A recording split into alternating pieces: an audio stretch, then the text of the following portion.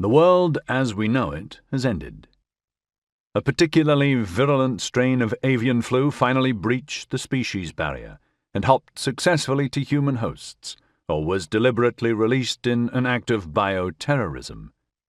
The contagion spread devastatingly quickly in the modern age of high-density cities and intercontinental air travel, and killed a large proportion of the global population before any effective immunization or even quarantine orders could be implemented. Or tensions between India and Pakistan reached the breaking point, and a border dispute escalated beyond all rational limits, culminating in the use of nuclear weapons. The warhead's distinctive electromagnetic pulses were detected by defense surveillance in China and triggered a round of preemptive launches against the United States, which in turn spurred retaliatory strikes by America and its allies in Europe and Israel. Major cities worldwide were reduced to jagged plains of radioactive glass. The enormous volumes of dust and ash injected into the atmosphere reduced the amount of sunlight reaching the ground, causing a decades-long nuclear winter, the collapse of agriculture, and global famine. Or the event was entirely beyond human control. A rocky asteroid, only around a mile across, slammed into the Earth and fatally changed atmospheric conditions. People within a few hundred kilometers of ground zero were dispatched in an instant by the blast wave of intense heat and pressure, and from that point on most of the rest of humanity was living on borrowed time. It didn't really matter which nation was struck. The rock and dust hurled up high into the atmosphere, as well as the smoke produced by widespread fires ignited by the heat blast, dispersed on the winds to smother the entire planet.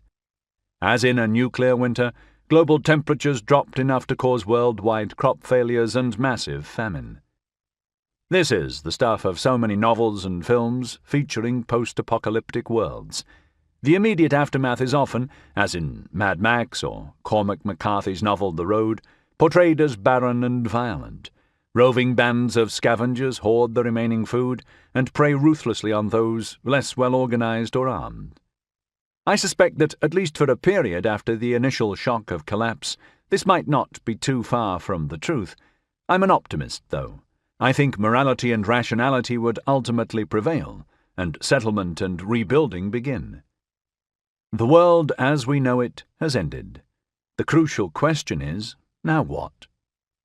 Once the survivors have come to terms with their predicament, the collapse of the entire infrastructure that previously supported their lives, what can they do to rise from the ashes to ensure they thrive in the long term? What crucial knowledge would they need to recover as rapidly as possible? This is a survivor's guidebook, not one just concerned with keeping people alive in the weeks after the fall. Plenty of handbooks have been written on survival skills, but one that teaches how to orchestrate the rebuilding of a technologically advanced civilization. If you suddenly found yourself without a working example, could you explain how to build an internal combustion engine, or a clock, or a microscope, or, even more basic, how to successfully cultivate crops and make clothes?